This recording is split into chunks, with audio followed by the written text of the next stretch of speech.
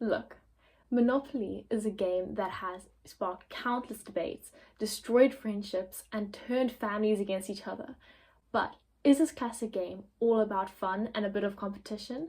Or does it give a surprisingly good crash course on how real-world markets actually work? In this video, we are going to be looking at the classic game Monopoly, how it actually represents the real world, and what you can learn from it. If you're new here, hi and welcome to this channel. Here we discuss everything economics and how economics impacts everybody's everyday lives, including yours. So let's break it down. In Monopoly, your main goal is to bankrupt your opponents and to dominate the board. But to do that, you need more than luck. You need a strategy, you need a plan. And, would you guess it, many of these plans that you make mirror real-life economic principles that businesses and you can use in your everyday life. Lesson 1 is to invest soon and invest wisely. In Monopoly, sitting on cash won't win you the game, just like in real life.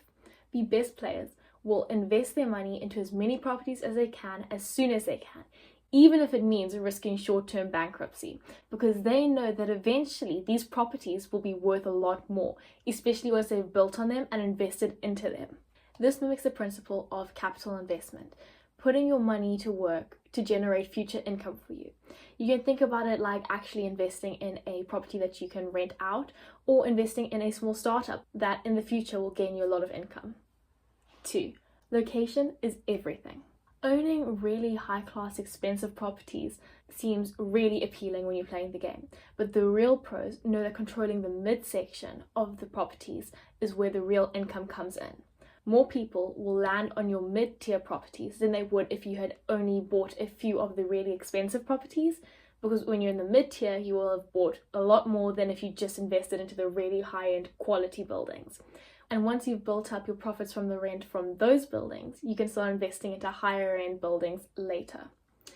In real life, this would be like investing in a more steady rental market over a high-risk luxury market.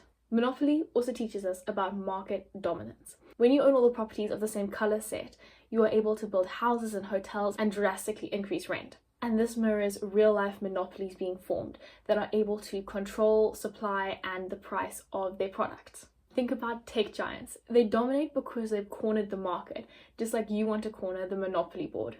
Okay, and it's not just about domination, it's also about negotiation. Smart players know how to strike deals and navigate their way to victory. In real life, businesses form alliances, they have trade deals, negotiations, mergers, takeovers. It's all about negotiation, and collaboration can sometimes beat competition. Of course, Monopoly is also a little bit about luck. One roll can bankrupt you, just like recessions and market crashes can. The best players and businesses prepare for this uncertainty by diversifying their investments and managing their wealth. So what does Monopoly actually teach us about life?